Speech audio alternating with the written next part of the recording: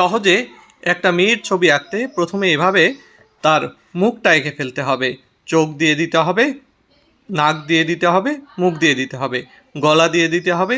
এরপর সেখান থেকে লাইন বের করে জামার গলা ডিজাইন, এরপরে দুই পাশে দুটো হাত বাড়িয়ে দিতে হবে। জামার লাইনটা এভাবে নিচে নামিয়ে তার ঝুলন্ত অংশ ঢেউ ঢেউ করে এঁকে দিতে হবে। মাথার চুলগুলো এভাবে এঁকে দিতে হবে। হাত এভাবে লম্বা করে নিচের দিকে নামিয়ে চুড়ি দিয়ে দিতে হবে। হাতের আঙ্গুল সুন্দর করে এভাবে এঁকে দিতে হবে। এরপরে অন্য হাতটিও সুন্দর করে এভাবে নিচের দিকে নামিয়ে এনে চুড়ি দিয়ে দিতে হবে। হাতের আঙ্গুলগুলো সুন্দর করে দিয়ে দিতে হবে।